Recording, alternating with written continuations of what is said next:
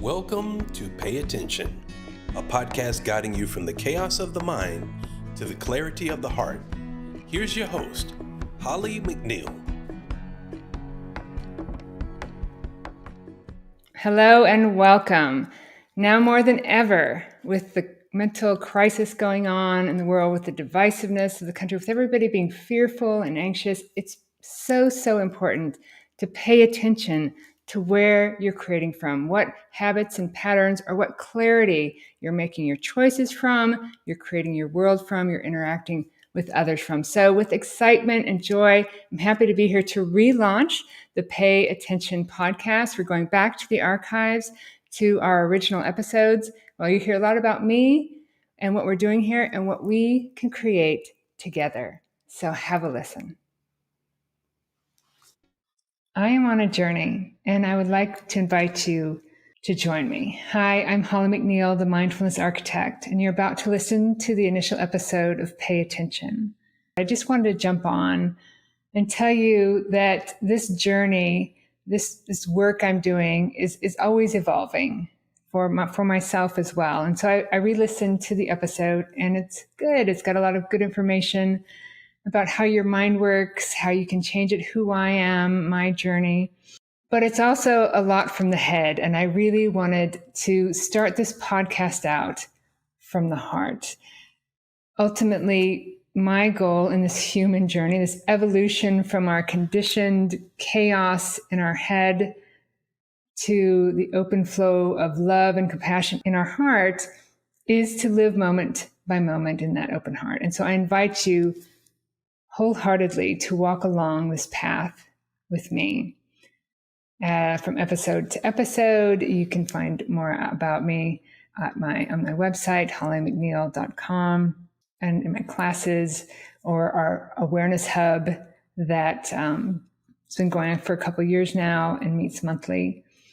We are in this together, this human journey away from suffering and struggle and into the present moment where we can live in service of others, grow in love and compassion, and, change the world together. Won't you join me? Most recently, I've been talking to college students about avoiding what is now being called the quarter life crash that happens to 75% of people in their late 20s and early 30s.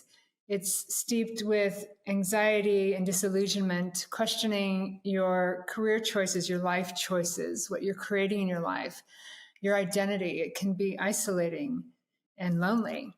And I know this crash well. And it wasn't called the quarter life crash back then, but that's why I'm here. To talk to those people who might not have hit that age yet, or if you've crashed and you're stuck and you're feeling lost and wondering how you got there, how the hell you got to where you are, you're in the right place. So I am an architect. Why is an architect talking about mindfulness? Well, 2 years after I graduated from the University of Minnesota, Golden Gophers, I was put in charge of the largest historic preservation project in the state of South Dakota. Huge for an intern, especially female in a male-dominated field. I remember having construction meetings with 10 to 15 men all standing around, listening carefully to what I had to say. I was killing it. On the outside, I looked large and in charge. I had it going on. But on the inside, total imposter syndrome. And it wasn't that I didn't give myself credit for what I had accomplished so far. I couldn't even see it. When you get lost and stuck, you can't really see life from beyond the lens of your experiences. I was so lost in low self-worth and anxiety, waking up with anxiety every day, that I thought that was normal. And by my early 30s, I had ticked all the boxes. And of course, those boxes have shifted a little bit since then. But, house, husband, 2 kids, career, right down to our pets, Mr. Fettuccine and Alfredo. Everything. I did it. I created everything you're supposed to need to be happy. Yet the weight of all that self-criticism and some poor decisions I had made just was too much. And at age 34, literally crying on the toilet in the middle of the night, I crashed, and it was horrifying. And I was so afraid, and I couldn't believe I had gotten there. And I made this vow to life, God, Buddha, the universe, anyone out there listening, please help me and I will change. Give me another chance and I'll do better. And I was given that second chance. So with my karmic debt in tow, I went out to make good on that vow. In the years between 9/11 and the COVID pandemic, I discovered some very profound truths about this amazing creative tool we all have called the mind. And it left me wondering, why the hell didn't anyone teach me about this sooner? This is information everybody should know. This is something we should be teaching our children. And again, that's why I'm here. And that's why I hope you're here to learn a few things about this incredible tool we have to create our lives. And that if we're not paying attention, this incredible tool can go way, way, way off course, creating all kinds of hidden influences in the body and the mind that we aren't even aware are there, yet we're creating from. The reason this amazing tool can get so far off course is because each of you has between 6,000 and 70,000 thoughts a day. 80% of those thoughts are negative and 95% repeat. So if we're not paying attention, this mostly negative and misguided self-talk is what we're using to create our lives. And that's just a fraction of the 11 million bits of information that your mind takes in every second. Yet consciously, you can only hold and examine a very small portion of that. And the rest, it's all running in the background on autopilot in your subconscious powerhouse, creating all kinds of habits and patterns and behaviors and beliefs you have about yourself without you even being aware.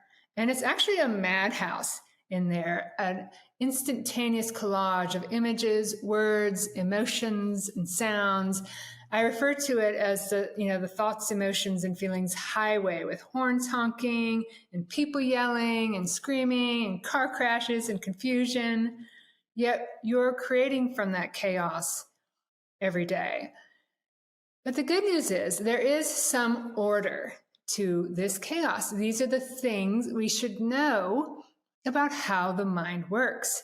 And again, I wish people had told me earlier and let me know earlier, because in knowing these, it's very, very empowering. And the first one is that the mind is habit-based. So whatever you think about over and over and over again, consciously or unconsciously, but consistently, repetition is key. You'll hear me say that over and over and over again, becomes a habit, and thus your conditioning. And since most of this is flying under the radar and 80% of it is negative, unfortunately, when we're not aware, we are reinforcing these things about ourselves so much so that they become very solid and very real. We start to take them on as our identity, our personality. We don't question it. We start to believe that this is who I am, and we live from that place of confusion. There's a great poem by Robert Blythe called The Long Bag We Drag Behind Us. And when we're children, we have 360-degree personalities. We are literally balls of light radiating out in every direction. But as we grow and our parents don't like certain things about us, good girls don't do that, good boys don't behave that way, we start to take those parts of us that we think are unacceptable and that we don't want to look at or show others, and we stuff them in this bag. And as we grow, we go to school, and it's not just our parents, but it's our peers and our teachers. And don't even get me started about middle school. We are stuffing this bag full of parts of us that we are scared to show others, and we don't even want to admit to, and all the way into our 20s. And this bag gets long and heavy as we carry it around. And even though we over time forget what's in there, we're creating from what's in the bag. This poison starts to out. But again, the good news is part of this fact that your mind is habit-based is that you are in charge of your mind, not your thoughts and your habits in the bag, you. And the way you start paying attention is by pledging to create the habit of watching the mind. I've created a set of mindfulness meditation practices known as Per Love, which I'll talk about as we get further along. But the first practice is P, pledge. Pledge to make the habit of watching your mind. And all you need to start doing this is 1 minute, 6 times a day. Do you have 6 minutes in a day to transform your life? And that's all it takes to start creating the habit. 1 minute, 6 times a day. You close your eyes, take a deep breath, and just watch. Just pay attention. You're not judging them. It's like a movie. You're just noticing. It's not like you have to do anything. You're just doing it 1 minute, 6 times a day, not judging, just noticing, being curious. And as you repeat that over and over and over, 1 minute, 6 times a day for several days, it will start to become habit. And the mind is habit-based. It will start to become second nature. And growing this awareness in your mind is the first step to this self-discovery. Because the second thing you want to know about the mind is that it does not discriminate between good and bad conditioning. It's a biocomputer. It doesn't care. Nerve cells that fire together, wire together, creating whatever you think about very solid and very real. It doesn't ask any questions. And that's really, in one respect, it's kind of a bummer when we're not paying attention because, 50% of us are adult children of divorce, and 80% of children deal with some type of trauma, divorce, or worse. Like in my case, for example, when my mother was crying in the laundry room and I walked in to ask her what was wrong. And she said, without a moment's hesitation, your father doesn't love us anymore. He's asked for a divorce. And I'm instantly, my world is shattered. I've done something wrong. I'm flawed. Why am I so unlovable?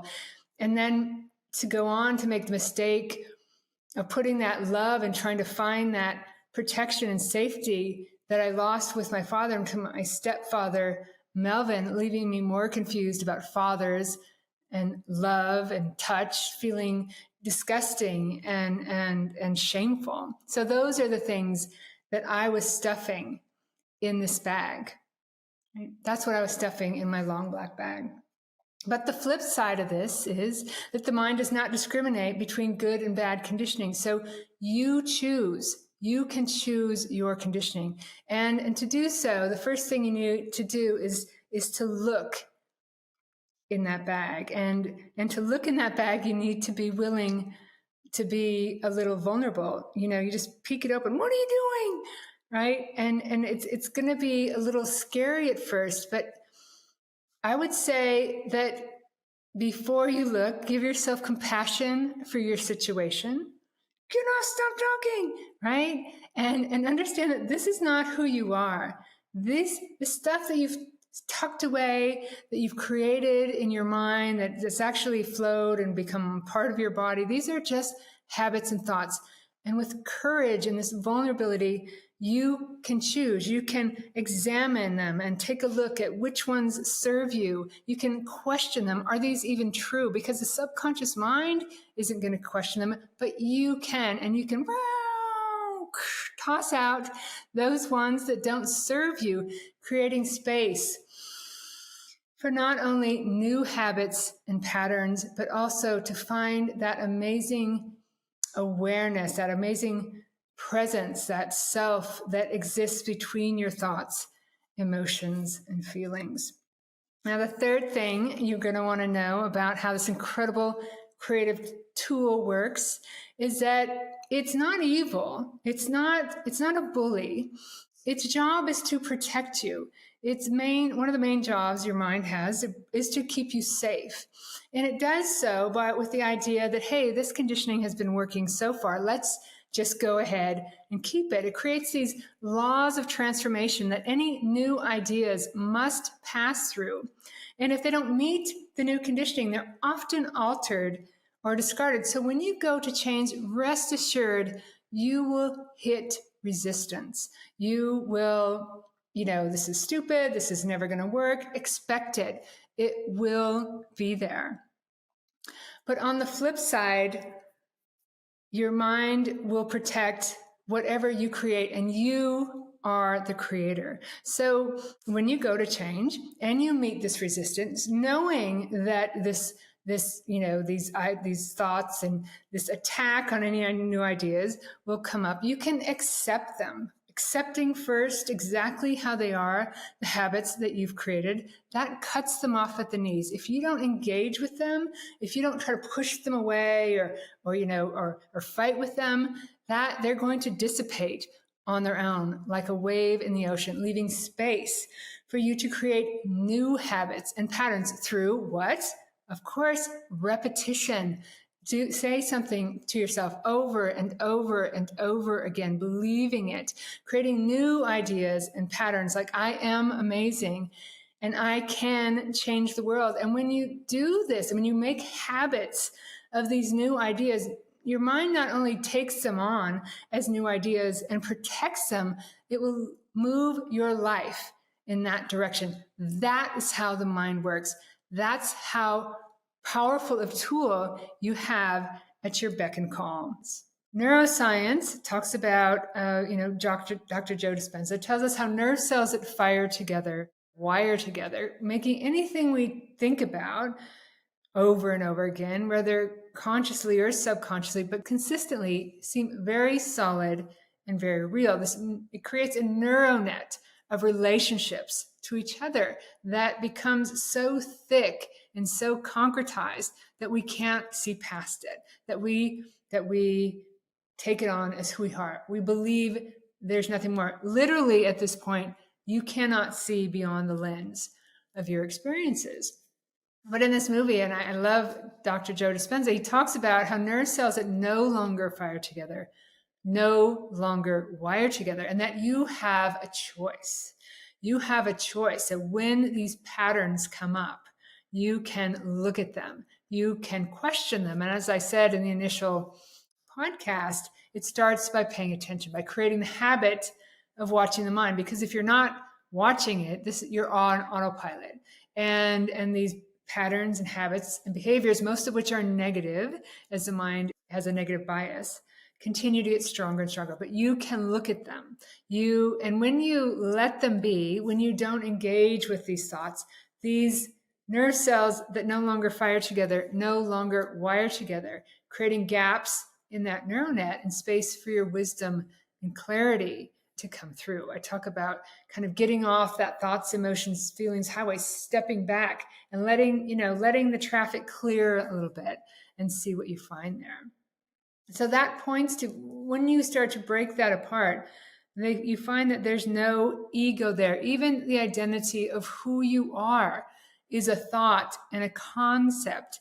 When you were born, I was not Holly. You were not named you, but you were told you are Holly, or you are whoever you were told. And I am Holly, and this is who you are, and this is where you live. But when you break that apart, you find that there's so much more to who you truly are, to your true nature. When you realize that you are not your thoughts, you are the one observing them, which leads me to spirituality, which is where I actually started my journey. In the first book I ever read, like I said, when I started my journey, I had no idea where I was going, but things started showing up. I walked into a Barnes and Noble across the state. I was away on business, and on the table was a book, and it said, "Stand Up for Your Life." It's by Cheryl Richardson. And in the introduction, it says, when you ask the universe for change, it will rock your world. Be careful what you ask for, because your mind is that powerful.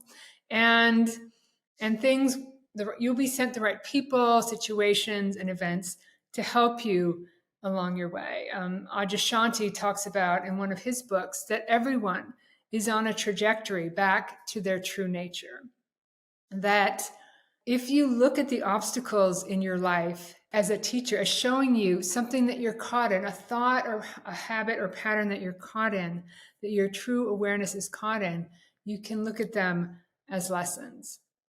I'll go into my story more as we go into these podcasts. But for 8 years after my divorce, I was struggling to hold on to my children, to prevent my alienation from them, because I was reliving my childhood as the parent. I had been alienated from my father, and I knew what that does to children.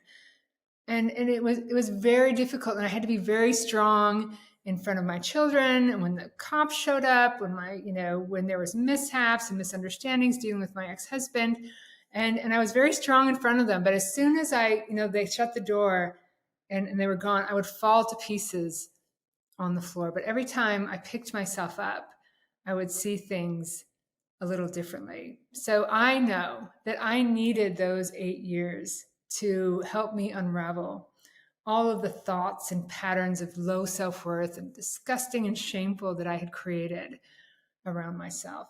And I did. I started to question those things and to listen to the teachings, the spiritual teachings, and to realize that, again, we are not our thoughts, emotions, and feelings, that we are the one observing them. Eckhart Tolle says there's a huge realm of intelligence beyond thought. And that's who we are, that essence, that soul that observes and creates from inside, creates the outside from inside. I also practiced, like I said, then I got to the East Coast, and life's amazing. Everything shows up. I was working as an architect, and I Googled meditation near me, and within 1 mile of my work was a meditation class.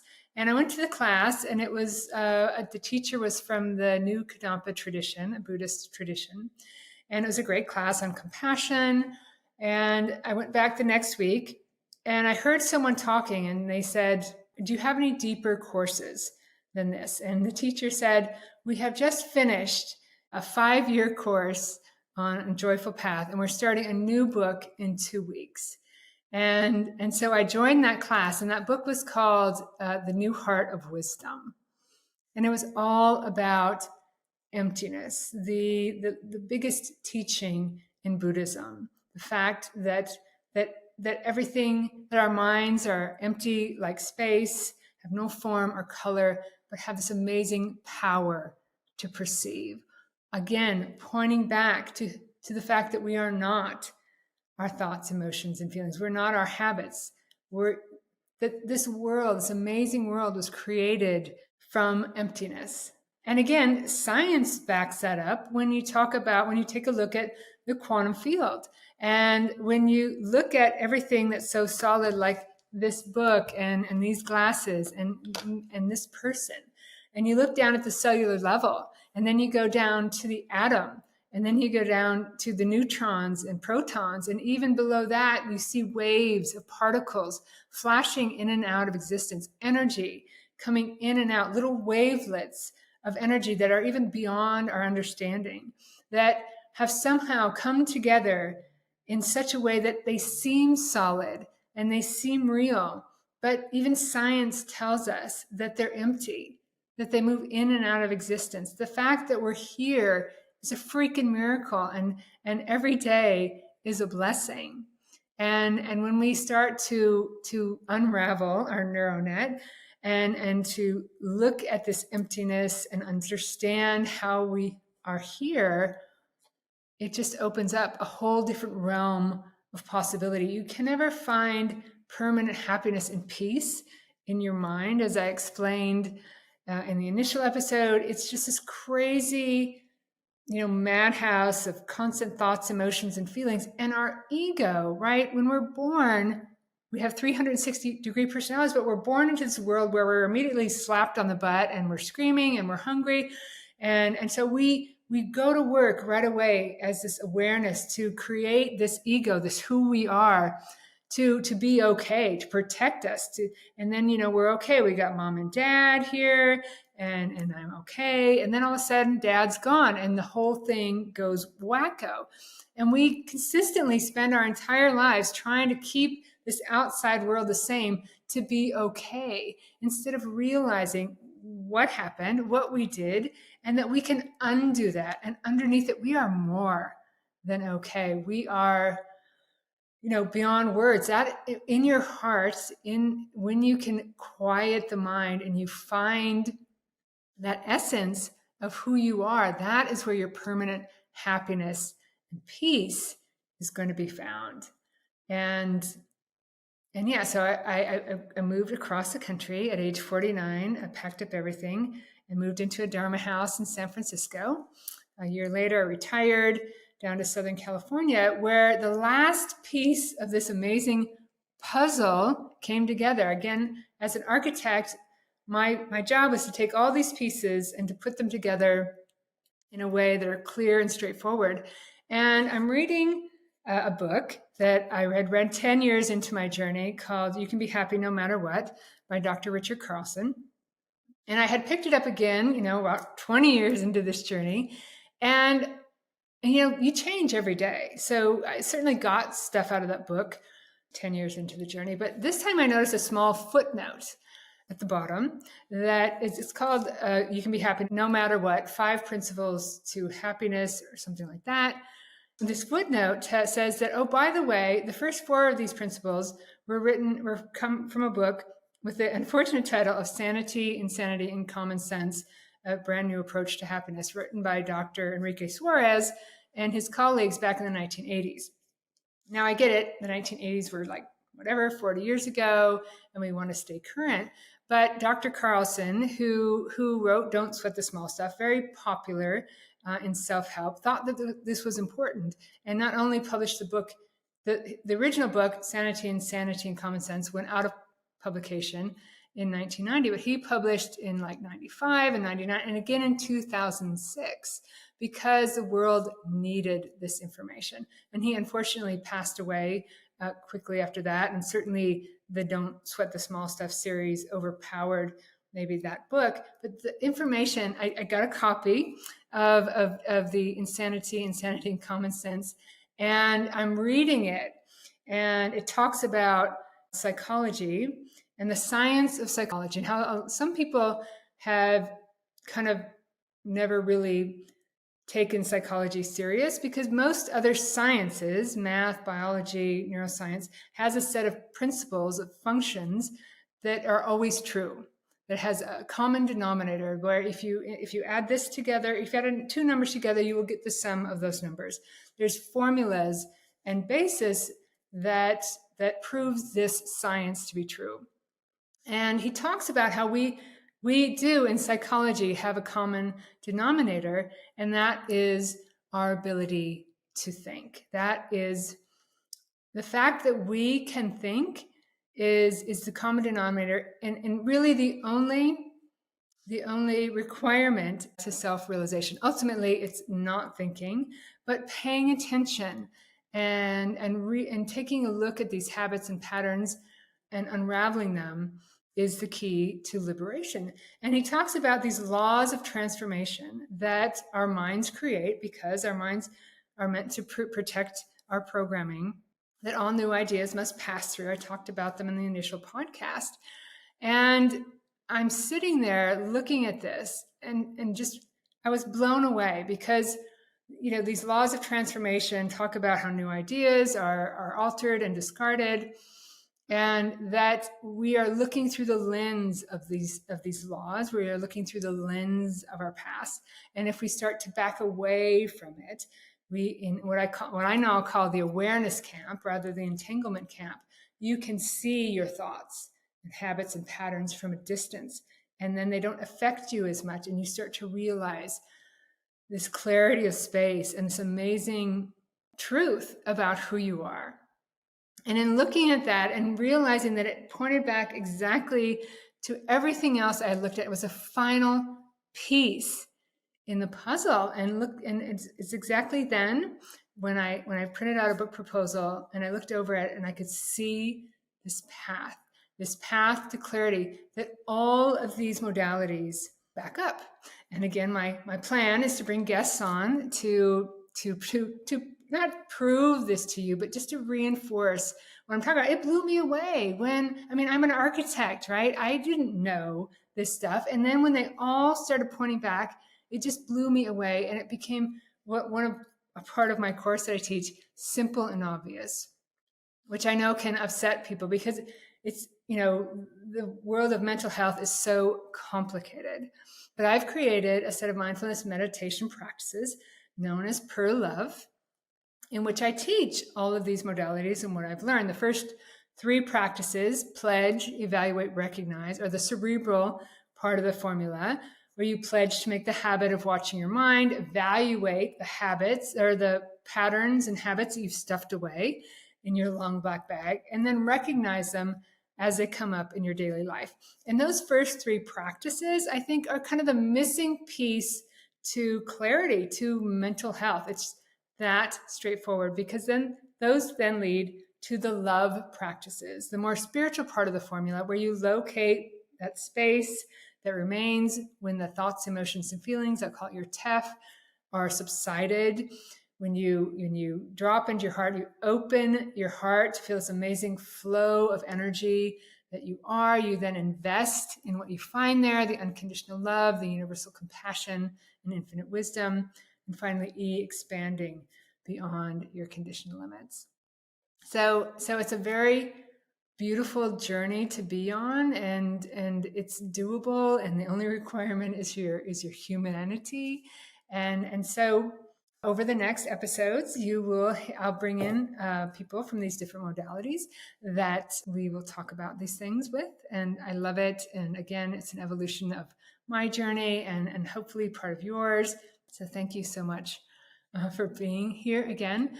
I will also bring in people to talk about their own stories, their own journeys of hitting this wall, hitting this quarter life crisis, getting stuck and lost, wondering how they got there, and finding their way out. There's many paths back to your true nature.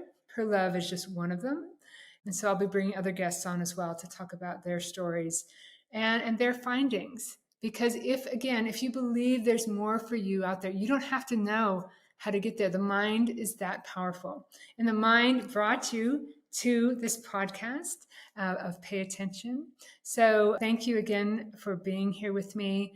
I hope to see you. I hope you listen to future podcasts and reach out and let me know if you have any questions. Again, I'm Holly McNeill, the Mindfulness Architect.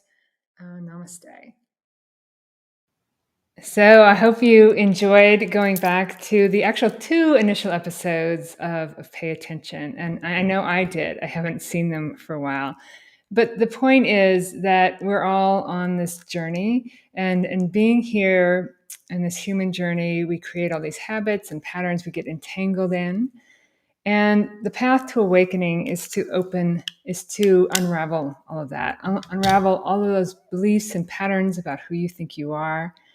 And it's pretty straightforward, and it's doable. And hopefully you'll join us for other episodes of Pay Attention as we explore habits, as we explore neuroscience, psychology, quantum physics, Buddhism, spirituality, all pointing towards that awareness, that openness of who you are, it is all your thoughts and patterns that create all your suffering and struggling. Without that, there's clarity and peace and stillness. So join me on this journey from the chaos of the mind to the clarity, peace, and stillness of the open heart. We'll be going back and forth between new episodes and back to the archives. So hopefully we'll see you again here on Pay Attention. Thanks for watching Pay Attention with Holly McNeill. Don't forget to like, comment, and subscribe. See you next week on Wednesday at 10 o'clock Pacific, 1 o'clock Eastern.